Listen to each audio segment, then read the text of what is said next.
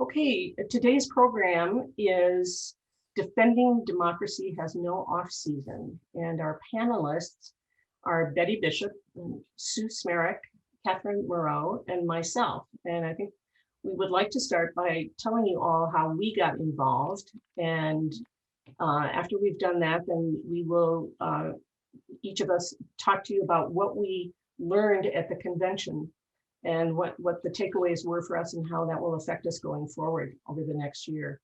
So I'd like to start with Betty Bishop, and if you could just introduce yourself and tell us how you got involved. Certainly. I'm Betty Bishop from Ann Arbor. I grew up actually in the Ann Arbor League of Women Voters because my mother was active in it in the 1950s, 60s, and 70s. When I was living in Minnesota in 1977, I joined the League of Women Voters of the Wilmar area, 100 miles west of the Twin Cities, and was active there for the 6 years I lived there. I was then involved with the League of Women Voters of the Lansing area for 8 years and served on the board there. I then came to Ann Arbor, back to Ann Arbor in 1991 and joined the League of Women Voters of the Ann Arbor area. I have served as Ed Fund Treasurer from 1993 until 2017 and as Treasurer since 2017. I've attended a couple of state conventions and one national convention. Well, that is an honorable service that you've done for many years. And next I'd like to hear from Sue Smereck. Good afternoon, everyone. I'm Sue Smereck, and I certainly have not been as involved in the league as Betty has, but as a very young woman, I was a member of the league in Toledo, Ohio. And then career, graduate school, and family got in the way. So I rejoined the league in about 2014 by sending in my membership, but it wasn't until 2015 that I contacted people and said, you know, I'd like to do something more than pay dues here. And I got involved in smaller activities, initially helping with events, participating in the candidate forums. And since about 2015, I served as secretary, and I have just left that post now. I'm mostly active now in the Voter Services Committee and the Advocacy Committee. So when we talk about the meetings, I'm going to talk mostly about that. All right, thank you, Sue. Catherine? Hi, everybody. I'm Catherine, and I joined the league like many others in 2016. Sort of wringing my hands, thinking that by going to vote, I was somehow doing enough, and realized that that was kind of a lazy thought, that everything is fine as long as I go and vote. And I really became involved by starting small. And here I have to give all the credit to League President Joan Sampieri, sending out these little, just little tidbits, doing something. Could anyone help take pictures of the new ballot drop boxes? Well, sure, I could do that. That doesn't require much. Oh, can you stay on the former slide? Yep. And then just saying yes when asked, again, to maybe not big things. Would you be interested in learning more about the Observer Corps, which is something that I will be involved in? And so learning more about it was certainly manageable.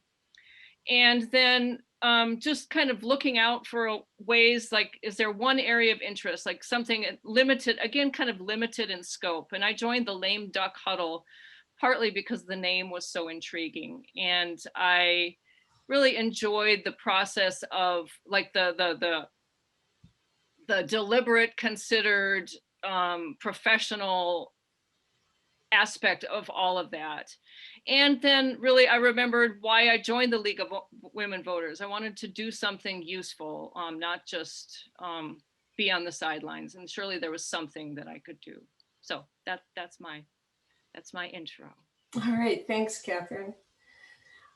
Yeah, so I am a little bit like Catherine. I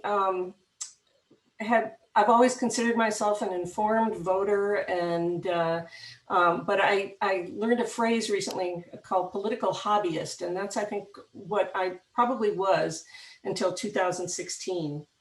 And I'd like to say that the title of our panel today comes from a quote from Secretary Benson that she gave in a panel that opened the convention. And she was talking about the challenges to our voting rights here in Michigan and the challenges to democracy. And she was so inspiring. And I found that quote was something I really needed to hear because, quite frankly, I'd gotten burned out and a little bit discouraged after all the work that we had done as the local league and the state league and everything else with it. You know, I think particularly of all the work that the voter services did to educate voters on the new procedures and everything else, and all the work we did registering voters and all of this kind of stuff.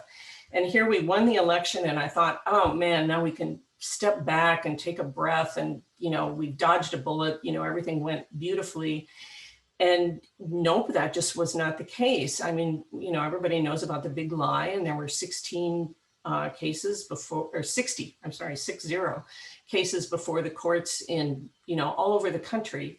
And although every single one of those cases was thrown out or you know, judged against the Trump campaign that brought them, it still perpetuated the big lie. And so you know, I was feeling discouraged, and Secretary Benson's words reminded me of why I had joined. And I joined in 2016 after the presidential election, when I realized that there had been two elections where the popular vote, in my lifetime, 2 elections where the popular vote had not resulted in the candidate who won becoming president. And I wanted to do something about that. And I started looking around for a group that would be involved in that. And I knew about the League of Women Voters because my mother was, like Betty's mother, was also a member. And when I was growing up, and I remembered that was a period of time, it was the 60s, there was the Vietnam War, there was all kinds of, you know, civil rights action going on, and it was a very divisive time. But I remembered that these women, Republican and Democratic women, would gather in our living room and have constructive and even cordial conversations about, you know, things that the League was trying to do to educate voters. So I thought, I really want to be involved in a group like that. And so I joined the Ann Arbor League. I started out by registering voters and passing out leaflets at the art fair. And then Susan Woolley asked me if I would like to manage the Facebook content for the League's Facebook page, which is just a fun job. I'm a kind of a little bit of a social media addict. I guess I have a habit, and I felt like this was a really good way to put that to good use. And then I've become involved in the program committee and working on Lunch and Learn and the Brews and Views programs. And all of it uses my experience and my career as prior to retiring, I was a librarian. And, you know, you do a lot of separating the wheat from the chaff when you're providing people with information. So that's put my skills to good use. I found a group of like very smart and committed and people who are passionate about defending democracy. So that's how I joined. And so I'd like to pass it back to Betty now to talk about what you took away from the convention. Okay, I will have 3 areas to mention. The first was the fact that I thought it was an incredibly well done Zoom convention. I've been to a number of Zoom annual meetings, conventions, professional meetings of various kinds. The one that was put on by the League of Women Voters of Michigan was by far the smoothest and best run I had been to. I took a number of hints from how they did that, which were then applied to my church annual meeting, to our local league, annual meeting, which was very soon after the state convention, and will be applied to the annual meeting of another organization I'm involved in the not too distant future. Turning to the content of the convention, one of the pieces that particularly struck me was the address by Lieutenant Governor Gilchrist talking about racial inequality, particularly as it relates to healthcare and COVID. And I think many of us are aware that because of the commission that was set up that Lieutenant Governor Gilchrist headed up, during the most recent surge of cases, there was not as much disparity in the racial makeup of who was affected by COVID as there had been in the earlier surges. So they finally realized that there needed to be more available medical care in certain communities that had not been there before. And the other program I was really impressed by was a workshop on disinformation and misinformation and how that is a huge problem, particularly in terms of social media. And I have seen that both in terms of the election and the continued challenges to the results of the election, and also in a more recent project I'm involved with for another organization in terms of vaccine hesitancy. People are making decisions about whether or not they want to get the COVID vaccine, not based on medical information, but on information they see on a website or on Facebook, and they assume if it's on Facebook or in any kind of social media, it must be correct. And what they pointed out in this workshop was the need to look at the sources of information. Just because it's on a website does not make it true. And I've used that message in talking to various people who are very hesitant to get vaccinated and suggested looking at websites like the county health department or the state health department or the CDC websites as compared to websites put up by unknown individuals who probably had no qualification to be making the statements they were making. I will say one other thing I'm doing myself at the moment as a follow-up to the state convention is the 21-day equity challenge that's put on by the local United Way, which consists of getting an email each day with an equity issue and then doing some reading and follow-up as part of that. And that's where I will leave it for the moment, Shelley. You're muted. Okay, Yeah, okay, so Sue, it's your turn. thank you. I'd like to start with saying a bit about why I think the state meetings are so important. In our local leagues, we work together with each other and we get used to what we're all about. But when you go to the state meeting, or as Betty mentioned, the national meetings, you feel connected to the people around Michigan and the country who are working on these issues ongoing in slightly different ways. When you can meet in person, there's a better way to network with other people who have the same interests that you have. And so I always find these meetings important and inspiring in a way to keep going with the issues we're going. As the league, state and nationally and locally, we've looked at voting rights issues are probably one of our most important areas. And the meeting that Betty referred to with Jocelyn Benson and one of the county clerk, Susan Nash, was very encouraging.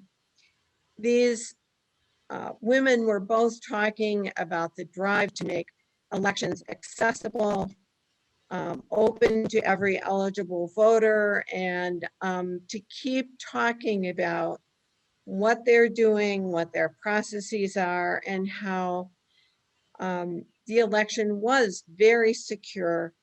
And we need to just keep talking about positive things. I was really impressed that the people both in that panel and in the disinformation panel were really emphasizing the need to be positive, accurate, and just telling what are the facts going forward. And then they were also talking about what needed to happen. But I'm going to spend a few minutes on the session with Sue Smith and Judy Karanja. They are two of the leaders in the Michigan League on Advocacy.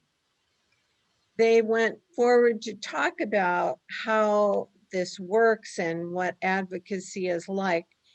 And they emphasized, which sometimes at the local level we get a little less attached to, that the state league focuses on advocacy and legislation that they believe have an opportunity to become to be passed and become policy.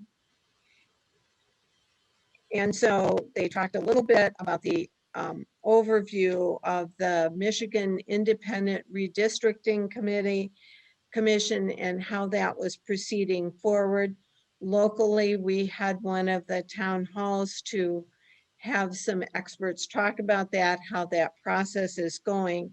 The league works so very hard on the passage of Proposition 2 as well as Proposition 3 to open up voting and have this independent commission. It's really important to keep track of where we are and how that's going. Then Judy Karanja is sort of the leader on the state advocacy committee on voting rights issues. And all of us are so concerned.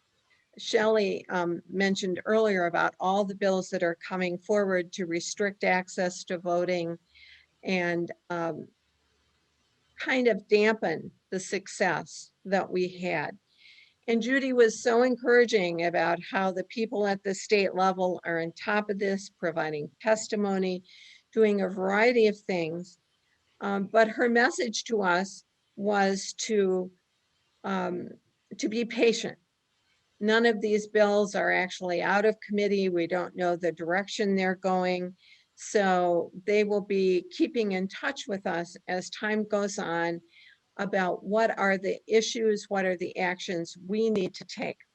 And if the legislature gets discouraged about their bills being passed, there is the possibility of a proposition drive to have the kind of proposition where if it's actually passed, the governor can't really do anything about that. And so one of the issues in the future may be for us to do education and activism to have people not sign that petition. And what I'd like to say is from our advocacy committee locally, the goal is to develop a subgroup on voting rights issues. So we at the local level are keeping enough track of this that we can be keeping our own members updated about what's going on. And after the convention, our Ann Arbor representative, Yusuf Rabi, is preparing his own bill on healthcare. Judy Karanja also manages the healthcare issues. And we have a healthcare subgroup. And right now that's not been as much a focus at the state level, but the local league is going to work to both have a subgroup, keeping track of, doing education and managing several of the issues we're concerned about: voting rights, healthcare, environmental issues, and criminal justice. So I'll leave it for there and your questions later. Okay, thank you very much, Sue. Lots of stuff going on there. Catherine, you want to tell us what you brought back? Yes, yes.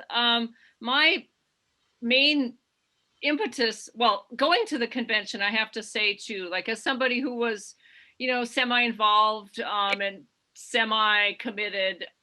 Attending the convention was so easy. I loved the fact that it was on Zoom and I could easily get this information and just be exposed to all the wonderful things that happened there. I was so impressed that all these great speakers came. I learned a lot. And so my takeaway really from the whole thing was that it's time to get involved. And so these things that I had been kind of putting my toe in for, I decided to just go all in. So I had, Joan Sampieri had asked me about Observer Corps. And so I'm going to do that. And I just wanted to say a couple things about both Observer Corps and candidate forums, the two things that I'll be involved in. I didn't know any of this. The Observer Corps was begun nationally in 1945 when President Truman asked the League of Women Voters to be observers at the United Nations, which I thought was just so cool. And it's basically a group of people that observe public meetings and report back and just talk about issues, just like how easy was it to access, like could you get to the meeting either personally or on Zoom, like was there an agenda, are people following proper procedure, and what's going on. And I've observed a few meetings, and one of them happened to be the county commission meeting for Washtenaw County, which is connected to Lieutenant Governor Gilchrist's saying about that, you know, people were underrepresented groups were not getting vaccinated. And at every county commission meeting, there was just a giant portion of time spent to talk about that. And they had the people from the public health department, you know, giving reports and people asking questions. It was just so interesting. And again, very accessible to do on Zoom. Working full time, I could still do these things, and I was so that became doable. And I'm actually really excited to kind of have a and at the convention too, there was a part on Observer Corps, and it was really interesting to hear somebody speak about it and just what it brings to both the person and the group and the larger League of Women Voters. So I'm excited to kind of have a committee that I'm following and be in touch with other people who are following their committees and what's going on, and I'm excited to represent the League.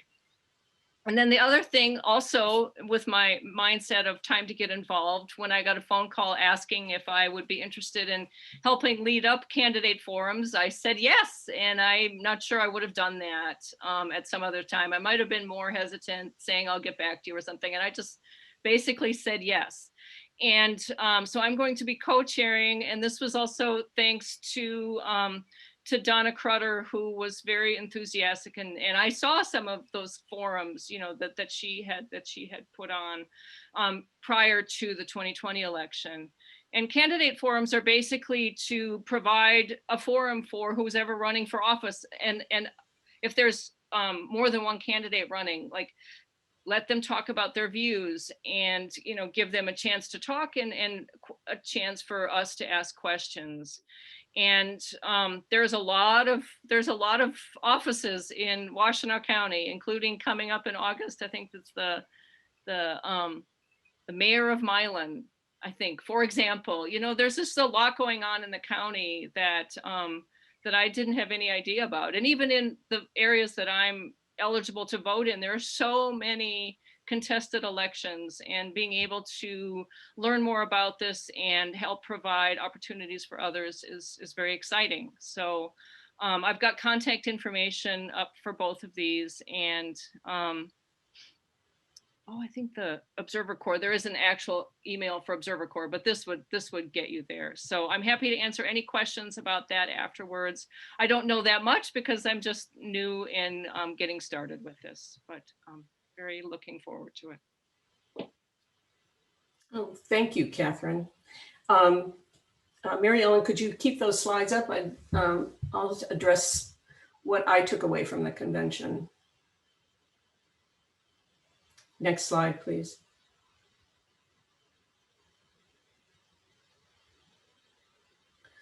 Yeah, so I think all of us who were there and who saw Secretary Benson and the Livonia City Clerk Susan Nash. And actually, Debbie Dingle was supposed to also be on this panel, but she had her emergency, I think she had a perforated ulcer or something. So she was ill. But the one thing I really took, well, I already mentioned that Secretary Benson's words about, defending democracy has no off season, I found like bracing and inspiring, but also I was so struck with how fortunate we were to have somebody like her in charge of running the election, considering all the changes that had been taken place because of Prop 2 and Prop 3 and the new voting procedures and the pandemic and everything. And it was a very secure and well-run election. And for people who happen to see J. Alex Halderman speak to us about digital secure elections at one of our Brews and Views presentations, they would know that this is not a simple thing and that it was, she just did a great job. Susan Nash, as a city clerk, I was also really inspired. I know lots of you know Rena Bash, and I've actually worked as an election inspector, not underneath a clerk and everything working. I worked 3 presidential elections actually, and it is really a challenging job. And I was really impressed with Susan Nash, who talked about, dealing with the sometimes hostile challenges that she faced, even from friends, people that she was acquainted with and friendly with, who were questioning everything she did. And she said, the thing to do was just to be patient and stick to the facts and invite people in to see what her procedure was.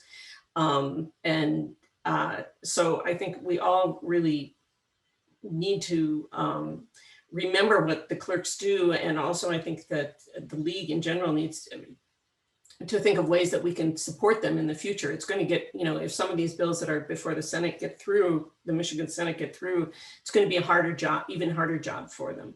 And one of the things that I thought was kind of amusing was that Susan Nash talked about going to, there's some kind of an association, it's the International Association of Municipal Clerks. Who knew, but there it is.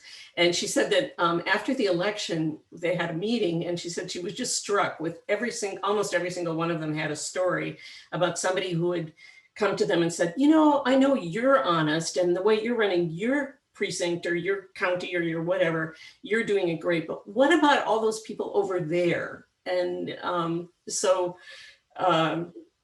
I just found that somewhat amusing. Anyway, next slide, please. One of the other highlights for me was the passage of this concurrence with the California position on criminal justice. And I've got a link to the actual, and we will send out these links. We will be posting them on the website and on Facebook, and we will also send them out. But you can read the whole position there, but in brief, it's aiming for an equitable and just and transparent criminal justice system. It wants us to eliminate the systemic bias, such as disproportionate policing of marginalized communities and incarceration of marginalized communities. It wants to promote policing practices that promote safety for both the community and the law enforcement officers who serve it. And also they stress a collaboration between government and community throughout. And also it speaks of a focus on humane treatment and rehabilitation and the successful re-entry into community. And finally, the reliance on evidence-based research. So why did I find this in particular so exciting? If you go to the next slide, you'll see these are our programs that will be coming in July, August, and September. And on July 14th at Brews and Views, which is our Wednesday evening program, we'll have Belinda Doolin, who's from the Dispute Resolution Center, and Victoria Burton Harris speaking about criminal justice reform. And on July 23rd at Lunch and Learn, we'll have Dr. Lisa Jackson, who's the chair of the Ann Arbor Police Oversight Commission. And I have seen her speak, but she's very dynamic, and what they are doing is very interesting. On August 11th, we'll get an update on the crew report from the Citizens for Racial Equality in Washtenaw County. And on July 27th, we'll have Dr. Kevin Karpiak, who's an EMU professor who practically invented a discipline called the anthropology of police. And he currently serves on the Sheriff's Commission on 21st Century Policing. And he will, as I understand it, he will be doing some analysis of data that the Police Oversight Commission, the Ann Arbor Police Oversight Commission, will supply him on the bias in traffic stops in the county. Then in September, we will have Sheriff Clayton, as well as Public Defender Delphia Simpson, and Sue Schink, the county commissioner. And on September 24th, we'll have Mary King, the former Michigan Youth Justice Center president, who will talk about racial inequalities in the justice system. So that's what's coming. Next slide, please. The last highlight for me, and I think Betty Bishop spoke to this too, was a workshop on promoting truth and overcoming myths. And they gave tips. The speakers were Sarah Courtney, who was the League of Women Voters of the United States. She's a digital strategist, digital communication strategist, I think. And also two people from the Michigan Department of State who spoke, Zainab Hussein, who's the chief of staff, and Shelley Benton, who I'm not exactly sure what her position was, but they gave some really great tips on how to look for the truth and make sure you're sharing the truth. And the first one is to consider the source. And here, there are some sites that can help you evaluate it. Again, we will send out these links so that you can go out and check them yourself. I frequently post items from them on our Facebook page, that are dealing with specific issues. The other thing that you can do is you can Google the author of any article that you are thinking of sharing. And I think that this is really a very important thing to do, because there are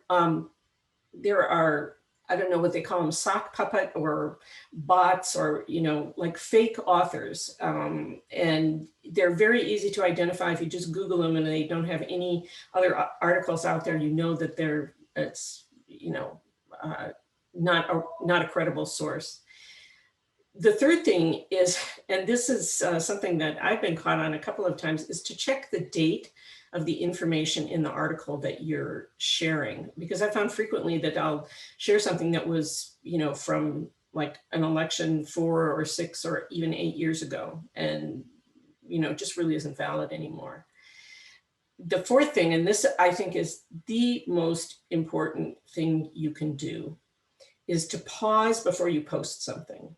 And this is especially true if when you see it, it triggers an emotional reaction, because then you can be pretty sure that it's just clickbait. It's just something that is manipulative. It's content that is not really aimed at sharing facts. And finally, you can focus on posting correct information from trustworthy sources and not sharing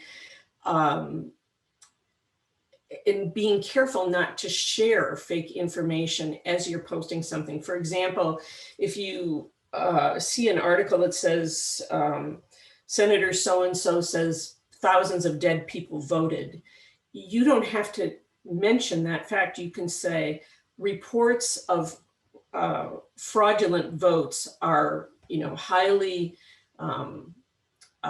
inaccurate. There just is no basis for them. And finally, there is a place to report bad information, and it's pretty easy to remember: reportdisinfo.org. I think it's a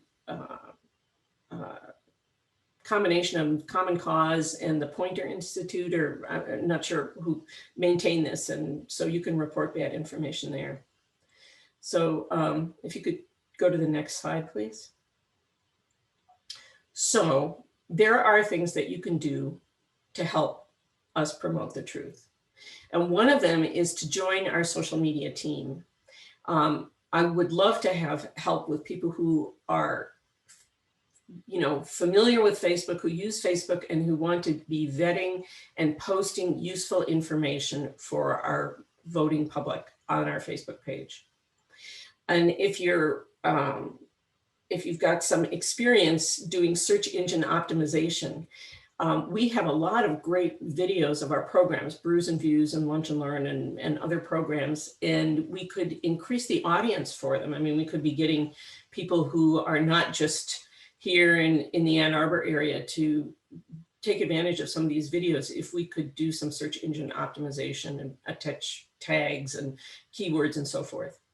And finally, we have an Instagram account, but I have to confess quite honestly, I'm really not sure exactly how best to use Instagram.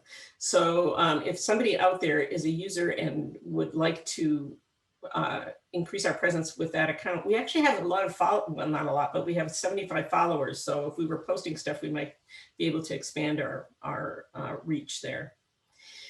You could also be a reporter. You could write about events or research topics for the newsletter or for posts or for the website, whatever. I'm also looking for somebody to be a co-producer of Lunch and Learn. And you could participate in planning programs that will be sharing facts and combating disinformation. So I'll put my email out there. I think you can also always email league@lwvannarbor.org and express an interest in whatever you're doing, and it will get to the right person.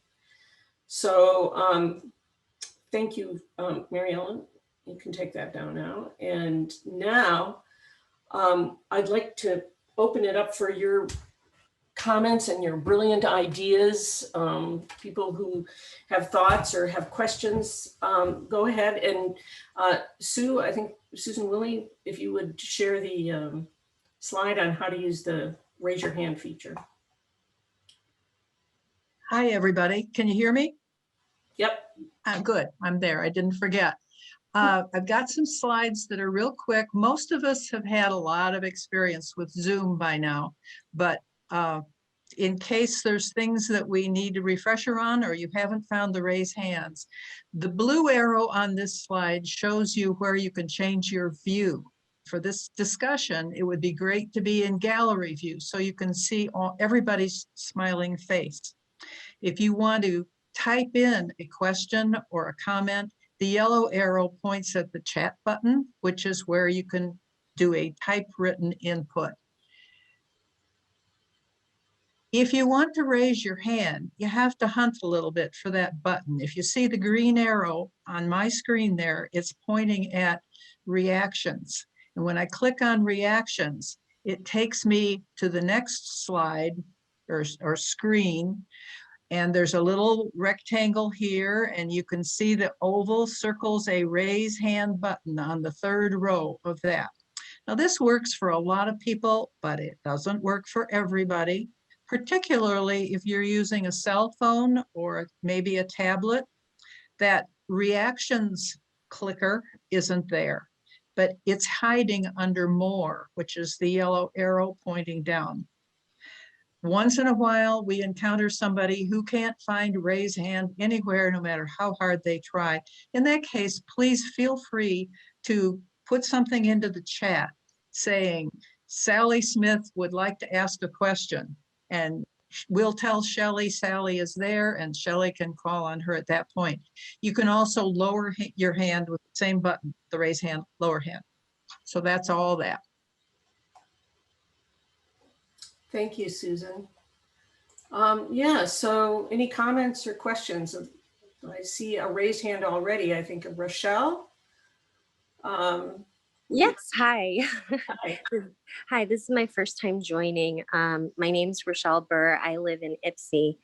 And I was just kind of thinking about the voter restriction laws that are on the table in the legislature. And I was just kind of playing around with this idea. Why can't the voters in these areas that are being used as premise for these laws, what if we sued them in civil court, like a class action lawsuit? Like, they released that report yesterday debunking the big lie and all of this, but they're still using that same information as a premise for their the proposals they're putting in there. So I'm thinking, and I've done a little bit of research, and there is no legal precedent for this, but I'm thinking, what if the voters came together in a civil suit and said, well, you know, in some kind of way we could claim legal harm? I don't know. I have to game it out more, but what do you guys think as a way to fight back? It seems like a tool that's not been used. I don't know. So I'd love to get some feedback. Well, I'm wondering who the best person to answer that is. I don't know, maybe Sue Smereck, maybe we could start with you. Just to say one thing, Rochelle, before then is I think that not only did the GOP senators who created that report that came out of the Michigan Senate, they also encouraged AG Nessel to investigate the people who made those claims. So that's one thing that's happened. But anyway, Sue, go ahead. Rochelle, I think around the country, there are many groups, such as the ACLU, there are various voting rights lawyers who are doing these suits. It crossed my news feed this morning that Attorney General Merrick Garland is starting a lawsuit against Georgia. And in our meeting, what Judy Karanjeff was sort of talking about is that there are all these things kind of in process, but that they aren't quite at the point where the Michigan League is giving us direction about how to move forward. I'm hoping that if we get our little, I don't want to say little, get our subgroup of voting rights people, and there were several people from the survey that went out before the annual meeting that said they were interested in this, we could develop a way that we are informing our members about what's going on a very routine basis. I don't think there's anything wrong with lawsuits. It's just that it's fine, but you need to find people. Our big lawsuits have had some pro bono and they're very expensive. And the league sometimes joins in at the state level on those, but they haven't sort of emerged yet. All right, thank you. Looks like Susan Willie has her hand raised. Yeah, I can add just a little to what Susan said. The league does bring lawsuits quite often across the country, either as a participant and plaintiff in the suit or offering, I can't think of the name, but where you just offer a statement in support of one side or the other on a lawsuit. Some lawyer can tell me what it is. The Michigan League was involved in a big lawsuit about gerrymandering before Prop 2 passed. And it was really interesting. You have to hunt around to find out information about these suits. And I would think for Rochelle or anybody else interested, it would make a really interesting article either for the newsletter or the website or both to explain that the league does initiate or participate in lawsuits and some examples of some that have really mattered, because over the years there have been some that really mattered. So it's a good thing and it's a great idea, Rochelle.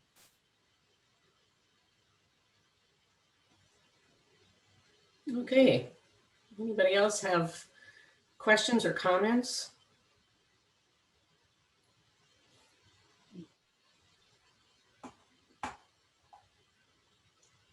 Well, I am struck, I am really very struck, especially with Sue Smereck's discussion of, voter services and advocacy. There are so many people. I mean, I guess if I the people I see who are here, lots of them are already, very active, and in fact, we're all very active. And what I was wishing for was to have an audience of people who would get inspired to act more. Some of the people I see who are here are already, working very hard, but just the, all that there was to do with voter services in the run up to the 2020 election. And, I think when we look at 2022, we're going to need even more. We're going to need even more. So, to kind of get those things out to our membership, that we just need more people. Anyway, Betty, you were going to say something. I just wanted to add that there's a lot of useful information on the League of Women Voters of the U.S. website, as well as the League of Women Voters of Michigan and our own website. So those are good places to go and look for information about lawsuits, about advocacy issues, and about all kinds of things that are happening at the League at all three levels. Sue. What I was just going to say, I'd like to support what Shelley talked about voter services. Lynn Kamansky's in this meeting, and she has a team of people that put together the information that goes on the Vote 411 website, which has a lot of opportunity for people to participate. They then, on the big elections, on the 2022 and again in 2024, develop a printed version of the who's running at the state level. And this year we are looking to reach to the farther parts of the county. So we had a local election guide that we piloted for all the 8 school districts in Washtenaw County. We didn't print quite as many of those because we were looking to see how that went, and it was incredibly successful. I had 40 volunteers that took those printed voter guides all over the county. We had people at voter registration drives, not as many because of COVID. We had people working at a variety of special events for voter registration. There are all kinds of activities around voter services that always need people. And so we encourage participation. Anybody else? Any more questions? Comments? I think I see Marina Brown waving her hand. Can you unmute yourself and I was trying to find the hand to it's easy to just I have done a voter registration, for probably 50 years. And I moved to a seniors residence. These are people that are still kind of walking and talking, but they have many limitations, eyesight and so on. And I'm horrified about the idea that one of the bills requires a photo ID to request a ballot, which was not required before. And I said, this is totally insane. These people don't drive. The average age here is 85. Most people don't have anymore a driver's license. They don't have any other document with the pictures. And where are they going to get these pictures? And then are they going to distribute it to whom? So it's going to be a real drama to require that people have a photo ID to request a ballot. In the past, all this verification was done mostly with, again, if you had the driver's license or the last 4 numbers of your Social Security. It worked fine. And also, I fear about this drama about verifying signatures, because as you age, your writing is not what it was when you were 40. Some of these people start in one point and then they start scribbling and going off the page. It's just much more complicated, but they want to vote, you know. So you're not going to tell me, oh, you cannot vote because you don't have a nice handwriting, you know. It's just these are a little details that I fear when they come up, because for every election, I make sure here at Brookhaven Manor where I live that they get the forms to apply for absentee ballots. Most of them use absentee ballots because they, you know, they cannot drive, they cannot go very far. Yeah, can somebody speak to, I think that, you know, can the governor still Veto. veto that bill? Sue, you want to take that one? Take my question. Yes, the governor can veto any of these bills that come to her. And she, Judy Karangeff, the chair of on the advocacy committee related to voting rights, what her issue is, she says, you know, these haven't moved as through the committees and to voting. And she says, by the time we're done, maybe there won't be 39 bills, there'll be one big bill. Or if people are concerned that the governor will veto them, which she has already said she would do, that there would be this proposal drive that then the governor couldn't influence. And if that starts to happen, then our activity would be doing education the way we always do. We had an immense effort led by Margaret Leary about census education and why you really needed to do things. And she went all over the place and had a very large team of trained people. And then we would need to do that same kind of education about why this proposal is not good, and not to sign the petition, hoping that it wouldn't go that far. My concern is that because we're not sure where we are right now, all these things come out on a daily basis, that it will be our job to educate each other in the local league about what's happening and why you aren't getting action alerts quite yet, but that there are people very involved, especially at the state level, preparing for us to move forward when the time is right. Betty Bishop is absolutely correct that all the national and state websites are very, very good. And yet we at the local level need to educate our members, because I can even speak for myself. I'm not always as good at checking all those other websites. Okay. Any other comments or questions?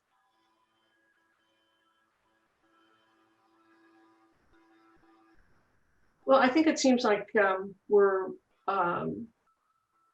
probably ready to wind things up.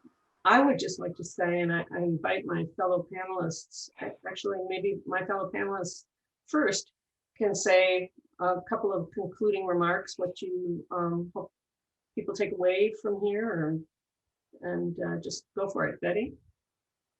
Okay, I would say just continue to be involved and informed. I think that's one of the keys that's been true for the league for over 100 years. It's been a way for people to become informed about the electoral process, what is going on in our government, and what steps you can take as an individual to make changes.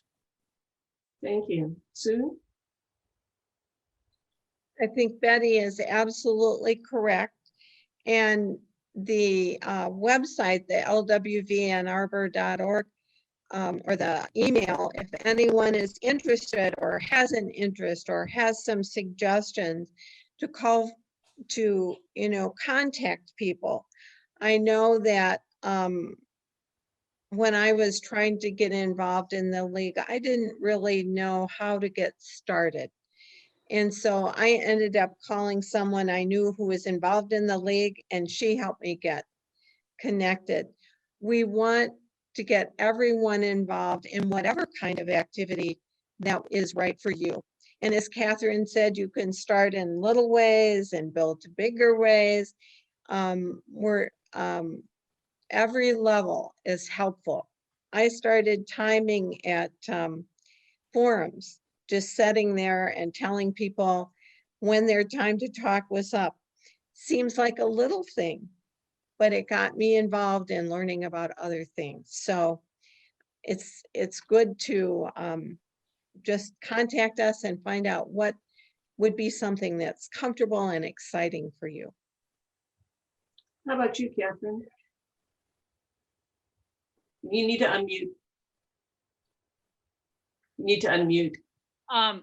Yes, that I'm just sort of on the cusp now of getting more involved, and it feels really good to have a bigger purpose, even, you know, a very clear purpose, you know, being working with candidate forums and being on the Observer Corps, that those are manageable. And I think there's a spot for everybody, and it would be great to work with any and all of you on future projects. Thank you. Yeah, I would just like to say first to Marina that your comment really touched me, because I had an elderly aunt. She died at 100 years old in 2019. But in 2018, I helped her fill out her absentee ballot. And I'm really going to carry your comment forward, because I think it's really important for us to remember that everybody needs, it's like that, you know, the league believes that the right to vote we must guarantee it. So thank you for sharing your comment. And I would just like to say, it's just been such a pleasure to work with all the folks that I've met since I joined the league and became active. It's just a great bunch, and look forward to working for you in the future. I'm just glad you're all there. It inspires me.